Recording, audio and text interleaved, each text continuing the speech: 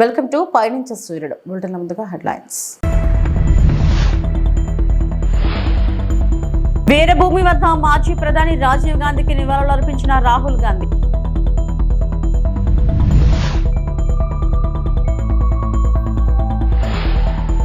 ప్రధాని పర్యటన ఏర్పాట్లపై కసరత్తు, జిల్లా అధికారులతో కలిసి బీచ్ రోడ్ ను సందర్శించిన హోంమంత్రి అనిత.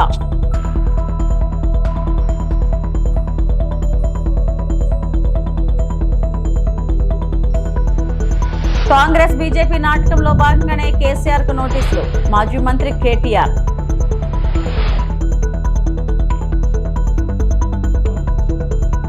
తిరుమల శ్రీవారిని దర్శించుకున్న పలువురు ప్రముఖులు. కేంద్ర హోంశాఖ కీలక ప్రకటన. స్లీపర్ సెల్స్, పాకిస్తాన్ సంబంధిత కార్యకలాపాలు ఇంకా అక్రమ వలసదారులపై నిరంతర నిఘా ఉంటుంది. పాకిస్తాన్ తో సంబంధం ఉన్న వారిపై పర్యవేక్షణ కొనసాగుతుంది అని హోంశాఖ అదనపు ప్రధాన కార్యదర్శి సుమితా మిశ్రా వెల్లడించారు. एब्सोल्युटली मैंने वही हिंट किया है कि ये हम इसको पूर्णता में देख रहे हैं, टोटलिटी में देख रहे हैं कि जो कार्रवाई है, चाहे वो स्लीपर सेल्स हैं, चाहे पैक रिलेटेड एक्टिविटी है, चाहे दूसरे इलीगल इमिग्रेंट्स हैं, वो भी आपने खबरें देखी होंगी. तो ये हम एक टोटलिटी में देख रहे हैं कि जब देश में हाइटेंड सिक्योरिटी का एक माहौल है, एक बढ़ी हुई सुरक्षा है, और सुरक्षा में जो कोई भी हमारी अभी तक कमियां भी रही हैं उनको भी हम अब दूर करने का प्रयास कर रहे हैं. విశాఖపట్నం ప్రధాని పర్యటన ఏర్పాట్లపై కసరత్తు, జిల్లా అధికారులతో కలిసి బీచ్ రోడ్ ను సందర్శించిన హోంమంత్రి అనిత. వచ్చే నెల 21న ప్రధాని విశాఖ రానున్న నేపథ్యంలో భద్రతా ఏర్పాట్లపై అధికారులకు పలు సూచనలు చేసిన హోంమంత్రి యోగాడేకు జనం భారీగా రానున్న నేపథ్యంలో తీసుకోవాల్సిన జాగ్రత్తలు తదితర అంశాలపై క్షేత్రస్థాయి పరిశీలన. ప్రధాని పర్యటనలో అధికారులు సమన్వయంతో సమర్థవంతంగా పనిచేయాలని హోంమంత్రి ఆదేశం.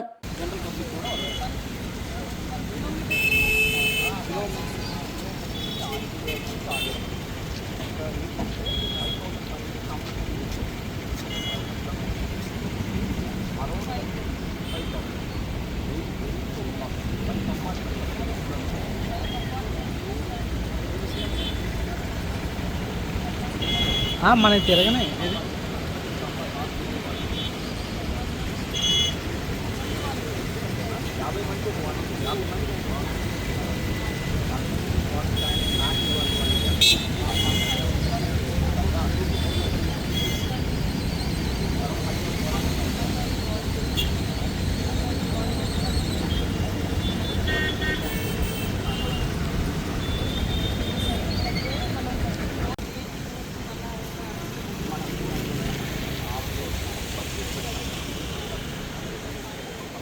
నోటీసులు ఎన్ని ఇచ్చినా ధైర్యంగా ఎదుర్కొంటామని బారాస కార్యనిర్వాహక అధ్యక్షుడు కేటీఆర్ అన్నారు. బారాస అధినేత మాజీ సీఎం కేసీఆర్ కు కాళేశ్వరం కమిషన్ నోటీసులు ఇవ్వడంపై ఆయన స్పందించారు. చట్టాలు, న్యాయ వ్యవస్థపై తమకు న్యాయం ఉందన్నారు. కాంగ్రెస్ బీజేపీ ఉమ్మడి నాటకంలో భాగంగానే కేసీఆర్ కు నోటీసులు ఇచ్చారని ఆరోపించారు. ప్రజా సమస్యలు గాలికొదిలి ఇలాంటి పనులు చేస్తున్నారని ఎద్దేవా చేశారు. దిక్కుతోచని పరిస్థితుల్లోనే కేసీఆర్ కు నోటీసులు ఇచ్చారని విమర్శించారు. ప్రజాపాలన కమిషన్ల పాలనగా మారిందని ఆరోపించారు. ఎప్పుడిస్తావు 4000 పెన్షన్ అని చెప్పి ఇవాళ రాష్ట్రంలోని పెద్ద మనుషులు అడుగుతున్నారు, వాళ్ళ తరపున అడుగుతూనే ఉంటాం. అట్లాగే ప్రతి ఒక్క హామీని అమలు చేసేదాకా వదిలిపెట్టాం. మీరు ఎన్ని నోటీసులు ఇచ్చినా, ఎన్ని డ్రామాలు ఆడినా అవన్నీ కూడా తప్పకుండా దూది పింజల్లాగా తేలిపోతాయనే మాట కూడా తప్పకుండా చెబుతూ ముమ్మాటికి చేసిన వాళ్ళని ఆ దేవుడు కాపాడమైన ప్రభుత్వం ఉంటే చేసే పని గది.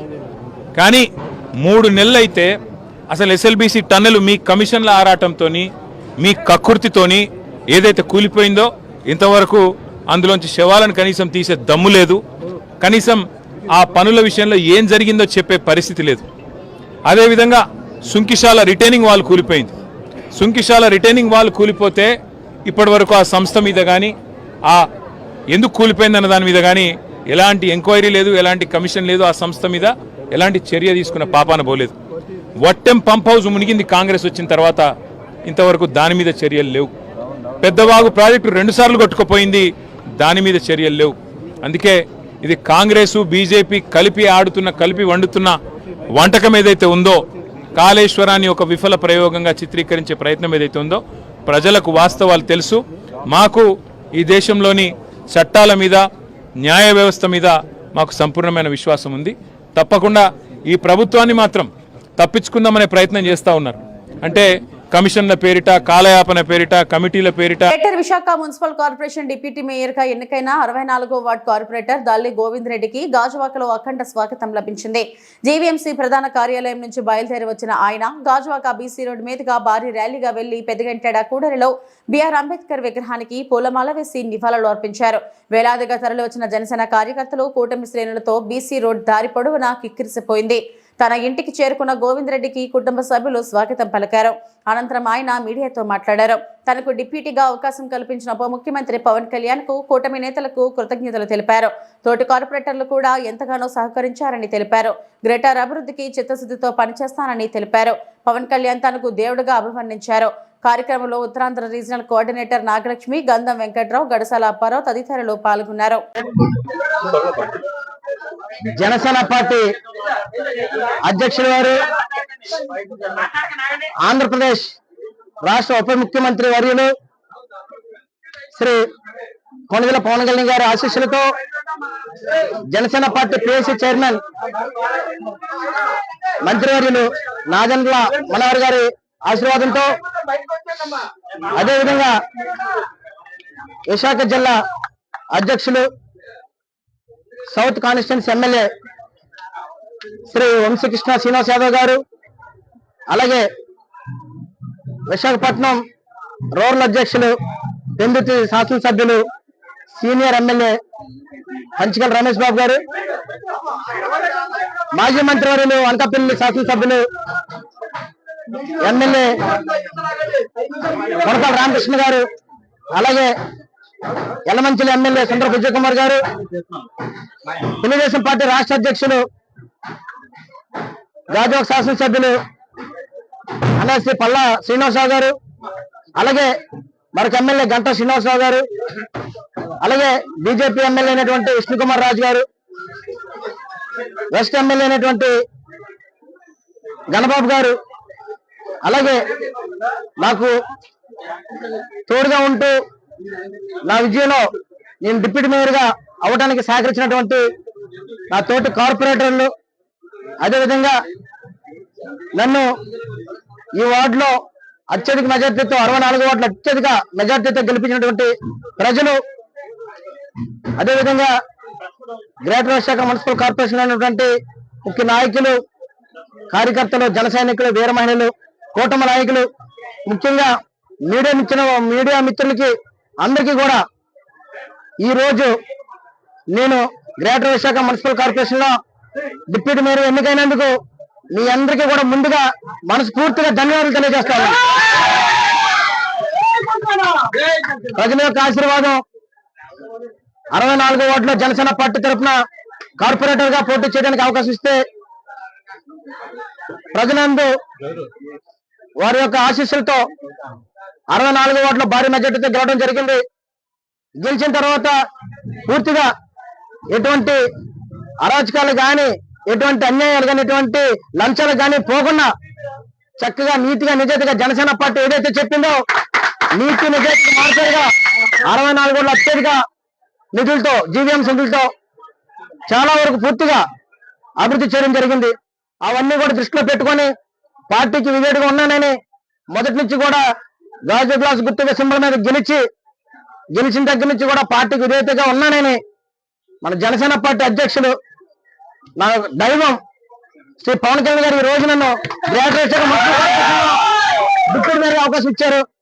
ఇప్పుడు కూడా ఏదైతే నాకు ఇచ్చిన అవకాశాన్ని చక్కగా వినియోగిస్తూ ప్రజలకు ఎప్పుడు నిత్యం అందుబాటులో ఉంటూ ఎటువంటి గత కౌన్సిల్ లో జరిగినటువంటి అన్యాయాల్ని అన్ని కూడా బయటపెట్టి మాకున్న 10 నెలల సమయంలో పూర్తిగా వీలైనంత వరకు.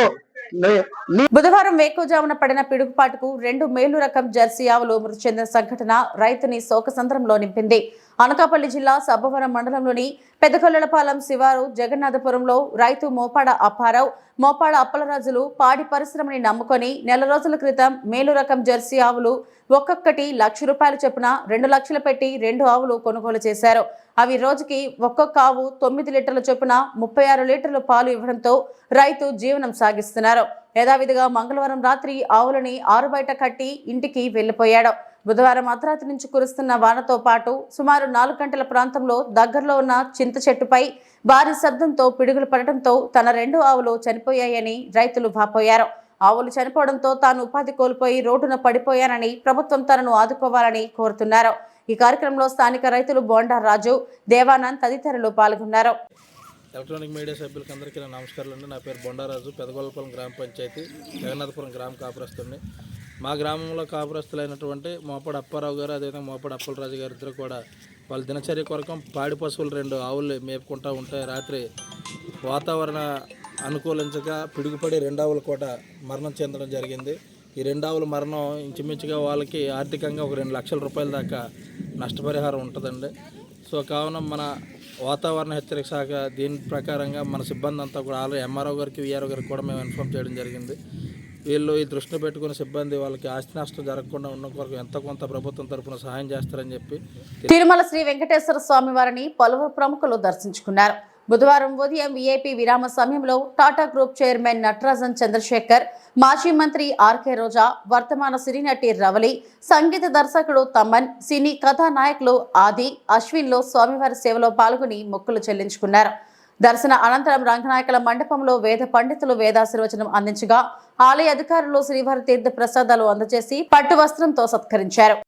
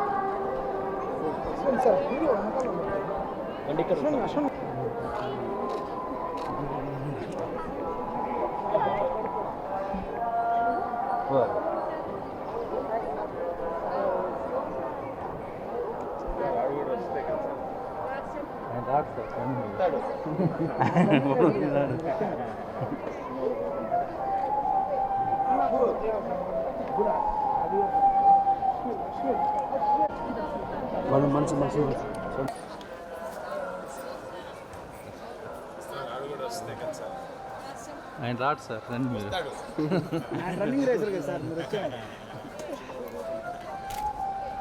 సంసిద్ స్కూల్ విశాఖపట్నం ప్రాంగణంలో జరిగిన ప్రత్యేక కార్యక్రమంలో సంసిద్ గ్రూప్ ఆఫ్ స్కూల్స్ మరియు టాటా క్లాస్ 8 సంయుక్తంగా 10వ తరగతి సిబిఎస్ఈ బోర్డు పరీక్షలో అద్భుత ప్రతిభను కనపరిచిన విద్యార్థులను ఘనంగా సత్కరించారు. తమ కృషి పట్టుదలతో పాఠశాలకు గౌరవం తీసుకొచ్చిన విద్యార్థుల విజయాన్ని ఈ వేడుకల్లో గుర్తించి సత్కరించారు. ఈ కార్యక్రమానికి ముఖ్య అతిథులుగా టాటా క్లాస్ 8 చీఫ్ ఆపరేషన్స్ మరియు strategy Baldeep Singh, chief technology officer Ajit De, Coromandel senior HR Srikanth, Samsidh group of school CEO Indu, principal Bharathi హాజరయ్యారు. అతిథులు విద్యార్థులను అభినందిస్తూ వారు చూపిన ప్రతిభను ప్రశంసించారు. టాటా క్లాస్ 8 మరియు సంసిద్ స్కూల్స్ మధ్య సహకారం విద్యార్థులకు నాణ్యమైన విద్యను సాంకేతిక పరిజ్ఞానంతో మరింత సమర్థవంతంగా అందించడాన్ని ప్రతిబింబిస్తుందన్నారు. ఈ కార్యక్రమం విద్యార్థుల్లో ప్రేరణను కలిగిస్తూ పట్టుదల, సరైన మార్గనిర్దేశం మరియు ఉత్తమ శిక్షణ వాతావరణం ఉన్న చోటే విజయం సాధించడం సాధ్యమని మరొకసారి నిరూపించిందన్నారు. Particularly in improving the whole teaching learning methodology. So one of the immediate thing that we will be doing is trying to look at the entire foundation year curriculum to ensure that we have improved literacy and numeracy skill in all subject schools.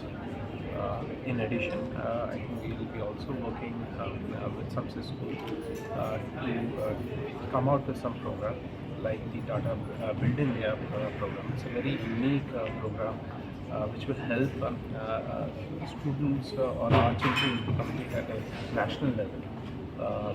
These programs will help in coming out with creative thoughts from students, and they will be competing at a national level. This program is very unique to Tata Group of companies, and the awardees will be felicitated by President of India. So that's a very big program that we will run for some schools. In addition, I think we will also have Tata Education Excellence Framework being implemented. This education framework is on three basic pillars, which is all about assessment. Once the assessment is done, is where the evaluation and subsequently the engagement level of the children will improve.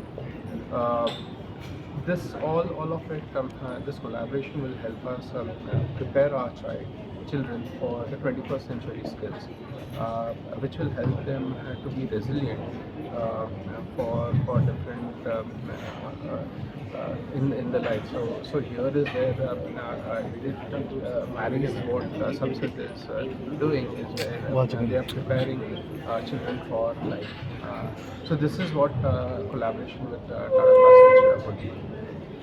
Anakapalli జిల్లా కసింకోట మండలం ఉగ్గినపాలెంలో గ్రామంలో గొర్రెల కాపరుల మధ్య జరిగిన murder case ఛేదించిన పోలీసులు గొర్రెల పెంపకంలో partners మధ్య విభేదాలు రావడంతో ఓమ్ని నూకరాజు అతని కుమారుడు ఒమ్మి శ్రీను పక్కుర్తి అప్పలనాయుడుపై కర్రలతో దాడి చేశారు. తీవ్రంగా గాయపడిన అప్పలనాయుడును హాస్పిటల్కు తరలించేలోపు మార్గం మధ్యలోనే చనిపోయాడు. ఈ కేసులో నిందితులుగా ఉన్న ఒమ్మి నూకరాజు అతని కుమారుడు శ్రీనును అరెస్టు చేసి రిమాండ్కు తరలించారు. 24 గంటల్లో ఈ హత్య కేసును ఛేదించిన కసింకోట సిఐ మరియు ఎస్ఐలను అభినందించారు additional SP. Kasimkota police station limits లో ఈ నెల 18న ఒక మర్డర్ జరిగిందండి. హత్య కాబడిన వ్యక్తి పక్కుర్తి అప్పలనాయుడు, ఇతనికి 68 సంవత్సరాలు. ఇతనికి ఒక కొడుకున్నాడు, 2 కొడుకులు ఉన్నారు, అప్పారావు, రాజు. అలాగే ముద్దాయిలు ఒమ్మి నూకరాజు, ఒమ్మి శ్రీను, వీళ్ళందరిది ఒకటే కులం, యాదవ్ కులం. వీళ్ళు గొర్రెలు మేపుకొని జీవిస్తూ ఉంటారు. అయితే ఫిర్యాదుదారుడికి ఒక 150 గొర్రెలు ఉన్నాయి, ముద్దాయిలు కూడా ఇంచుమించు 150 గొర్రెలు ఉన్నాయి. మరి మనం జాయింట్గా కలిపి మేపుకొని వాటిని చూసుకుందాము, మనుషులు కూడా తక్కువ అవుతారని వాళ్ళు అనుకొని జాయింట్గా మొత్తం 300 గొర్రెల్ని జాయింట్గా మేపుకుంటారండి. గత 3 నెలలు బట్టి మేపుకుంటారు. అయితే ఈ మధ్య వాళ్ళకి చిన్న చిన్న గొడవలు వస్తున్నాయి. ఎందుకంటే మేపుకుని వచ్చిన తర్వాత ఈ సంతకి తీసుకెళ్ళి కొన్ని గొర్రెలు అమ్ముకుంటుంటారు. అలాంటప్పుడు అంటే ఈ స్టార్టింగ్ వచ్చేసినప్పుడు షేర్ చేసుకుంటున్నప్పుడు అది నా పెద్ద గొర్రె నాది, ఈ చిన్న గొర్రె నీది అని ఇట్లాగా చిన్న చిన్న గొడవలు రావడం, అలాగే మేపుకు వెళ్తున్నప్పుడు చిన్న చిన్న గొడవలు రావడం, ఈ విధంగా 2 పార్టీల మధ్య డిస్ప్యూట్స్ వచ్చినాయండి. తర్వాత ఇదే విధంగా 18న వీళ్ళు కసింకోట వెళ్ళి అక్కడ నుంచి మేపుకొని మళ్ళీ ఉగ్గినపాలెం దగ్గరికి వచ్చేసారండి. వచ్చేసి పొలంలో మేపుకున్న తర్వాత ఈ స్టార్టింగ్ రోడ్లోనే మళ్ళీ గొడవ వచ్చింది. గొడవ వచ్చి అక్కడ ఈ ఒమ్మి శ్రీను అనే వ్యక్తి, అప్పారావు, రాజు, ఈ ముగ్గురే ఉన్నారు. అక్కడ గొడవ వచ్చి కర్రలతో కొట్టుకున్నారు. కొట్టుకున్న తర్వాత ఈ పెద్ద ఆయన చనిపోయిన అతను వీళ్ళ తండ్రి కాబట్టి వెళ్ళి తను రాజుకేమో హాస్పిటల్ తీసుకెళ్ళి వచ్చిన తర్వాత ఊర్లో చెప్పాడు, మా అబ్బాయిని కొట్టారు కాబట్టి వాళ్ళ మీద మేము పోలీస్ కేసు పెడతామనేసి చెప్పాడు. పక్కపక్క ఇల్లే వాళ్ళు వస్తున్నప్పుడేమో వీళ్ళు పోలీస్ నుంచి వెళ్తామన్నాడు. వీడంతా చూసేవాళ్ళని 2 తండ్రి కూడా అనుకున్నారు. ఆ ఇంటి దగ్గర కాబట్టి వాళ్ళు కర్రలతో రెడీగా ఉన్నారు. సాధారణంగా యాదవాస్ దగ్గర పెద్ద రైతు ముంగిట్లో శాస్త్రవేత్తలు అన్నదాతల అవగాహన కార్యక్రమం నిర్వహించడం జరిగింది. దౌలతాబాద్ మండల కేంద్రంలో రైతు వేదికలో ఈరోజు ప్రొఫెసర్ జయశంకర్ వ్యవసాయ విశ్వవిద్యాలయం శాస్త్రవేత్తలు కార్యక్రమంలో ప్రధాన శాస్త్రవేత్త వ్యవసాయ పరిశోధనా స్థానం ఎస్ శ్రీదేవి మాట్లాడుతూ రైతులకు పంటలు పండించడంలో ఉన్న సమస్యలను శాస్త్రవేత్తలు వారికి వివరించడం జరిగింది. వరి, మొక్కజొన్న, పత్తి, కూరగాయలు, వివిధ రకాల పంటలను గురించి రైతులకు ఏ విధంగా పండించాలో వారికి అవగాహన కల్పించడం, రైతుల కోసమే వ్యవసాయ శాస్త్రవేత్తలు రైతుల దగ్గరికి రావడం కోసమే మొక్కజొన్న పండించడంలో వీళ్ళు సమస్య ఉన్న రైతులకు తగు సూచనలు చేసి వీటి తట్టుకునే రకాలను ఆమె వివరించడం జరిగింది. మొక్కజొన్న సాగు చేసే రైతులకు అవకాశాన్ని తప్పనిసరిగా వినియోగించుకోవాలని ఆమె సూచించారు. ఈ కార్యక్రమంలో ప్రధాన శాస్త్రవేత్త వ్యవసాయ పరిశోధనా స్థానం తోరణాల సిద్దిపేట శ్రీదేవి, ఏ సరిత శాస్త్రవేత్త, ఏఆర్ఎస్ దోర్నాల బి సత్య తదితరులు పాల్గొన్నారు. దీనిలో ప్రధానంగా ఈ రైతు ముంగిట్లో శాస్త్రవేత్తలు కార్యక్రమంలో ప్రధానంగా చిన్న చిన్న అంశాలపై రైతులు సాధారణంగా చేస్తున్న మిస్ అవుతున్న అంశాల మీద అవగాహన కలిగిస్తున్నాము. రైతులు యూరియా వాడకం అనేది చాలా ఎక్కువగా చేస్తున్నారు. కొద్దిపాటి యూరియాని కనుక తగ్గించుకుంటే ఒక పంట కాలంలో పంటకు జరిగే నష్టాన్ని తగ్గించుకోవచ్చు, యూరియా మీద ఖర్చును ఆదాయం చేసుకోవచ్చు. అలాగే అధికంగా పురుగు మందులు ఎరువులు వాడడం వల్ల పంట మీద పురుగుల ఉధృతి కంట్రోల్ కాకపోవడమే కాకుండా నేల సారం అనేది కూడా దెబ్బతింటోంది. ఈ విషయాన్ని కూడా రైతులకు అవగాహన కలిగిస్తున్నాము. అట్లానే రైతులు ప్రధానంగా మోసపోయేది సరైన రసీదులను భద్రపరచుకోకపోవడం వల్ల ఆ అంశాన్ని కూడా ఈరోజు రైతుల దృష్టికి తీసుకొచ్చి విత్తనాలు కానీ పురుగు మందులు కానీ తెగులు మందులు కానీ ఏదైనా కొనుక్కున్నప్పుడు ఆ విత్తనాన్ని పంట పూర్తి కాలం జాగ్రత్త పరచుకోవాలనే అంశంపై అవగాహన కలిగించాము.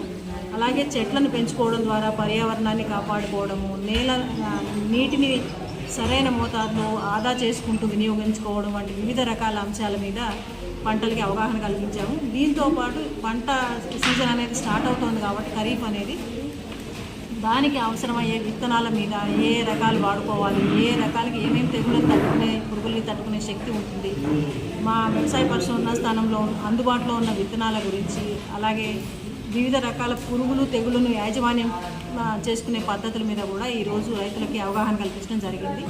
ప్రధానంగా సిద్దిపేటలో మనకి మొగి పురుగు అనేది ప్రధాన సమస్యగా ఉంది కాబట్టి దానిని మేనేజ్ చేసుకునే విషయంలో దాన్ని అదుపులో ఉంచుకోవడానికి రైతులు తీసుకోవాల్సిన జాగ్రత్తల గురించి రైతులు తమ సందేహాలని అడిగి తెలుసుకున్నారు. ఈ అంశం మీద రైతులకి అవగాహన కల్పించడం జరిగింది. ఈ చేశారు, పరుచుకున్నారు. దౌలతాబాద్ గ్రామ రైతులకి, వ్యవసాయ శాఖకి, అట్లానే పశువర్ధక సంవర్ధక శాఖకి మా వ్యవసాయ యూనివర్సిటీ తరఫున ధన్యవాదాలు తెలియజేస్తున్నాం. చెక్కులు పంపిణీ చేసిన నిడదవోలు నియోజకవర్గం తెలుగుదేశం పార్టీ మాజీ శాసనసభ్యులు మరియు ఆంధ్రప్రదేశ్ రాష్ట్ర నైపుణ్యాభివృద్ధి సంస్థ చైర్మన్ బూరుగుపల్లి శేషారావు, తూర్పుగోదావరి జిల్లా నిడదవోలు నియోజకవర్గం నిడదవోలు పట్టణం, మండలం, ఉండ్రాజవరం, పెరవ మండలాల్లో ఇటీవల వివిధ అనారోగ్యాల కారణాలతో హాస్పిటల్ బిల్ నిమిత్తం సీఎం రిలీఫ్ ఫండ్ కి దరఖాస్తు చేసుకున్న 29 మంది లబ్ధిదారులకు మొత్తం 13,05,600 రూపాయల చెక్కులను వేలివెన్నులో వారి కార్యాలయం నందు అందజేయడం జరిగింది. ఈ సందర్భంగా లబ్ధిదారులు రాష్ట్ర ముఖ్యమంత్రి వర్యులు నారా చంద్రబాబు నాయుడుకి కృతజ్ఞతలు తెలియజేశారు. కార్యక్రమంలో కూటమి పార్టీల మండల, గ్రామ పార్టీ అధ్యక్షులు, నాయకులు పాల్గొన్నారు. Okay sir, okay.